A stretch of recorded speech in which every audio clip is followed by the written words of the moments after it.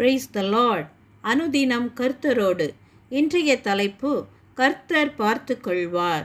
ஆதியாகமம் 22:14.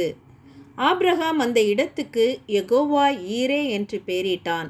அதனாலே கர்த்தருடைய பர்வதத்திலே பார்த்து கொள்ளப்படும் என்று இந்நாள் வரைக்கும் சொல்லப்பட்டு வருகிறது. ஆபிரகாம் தன் மகன் ஈசாக்கை பலியிட முற்பட்ட போது தேவன் ஒரு ஆட்டுக்கடாவை ஏற்பாடு செய்தார். இது தேவன் நம்முடைய தேவைகளை சரியான நேரத்தில் அதிசயமான விதத்தில் சந்திப்பார் என்பதையும் சோதனையில் தப்பித்து கொள்ள போக்கையும் உண்டாக்குவார் என்று நாம் பார்க்கிறோம். அதே நேரத்தில் ஆபிரகாம் தன் விசுவாசத்தில் சோதிக்கப்பட்டார். இங்கே ஆபிரகாமிடம் விசுவாசமும் கீழ்ப்படிதலும் இருந்தது என்பதையும் நாம் பார்க்க வேண்டும்.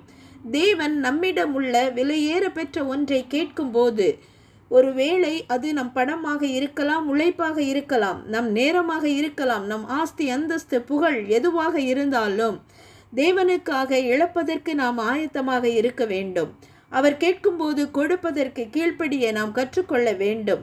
நம் வாழ்க்கையில் நெருக்கடியான நேரங்கள் வரும்போது தேவன் நம்மை சோதிக்கிறார் என்பதை விட நம் விசுவாசத்தை நிலைநிறுத்த விரும்புகிறார் என்பதை நாம் பார்த்தால் தேவனை நாம் யெகோவா ஈரே என்று துதிப்போம். அதனால் கர்த்தருடைய பர்வதத்திலே பார்த்து கொள்ளப்படும் என்று அர்த்தமாம். ஹல்லேலூயா. Praise the Lord.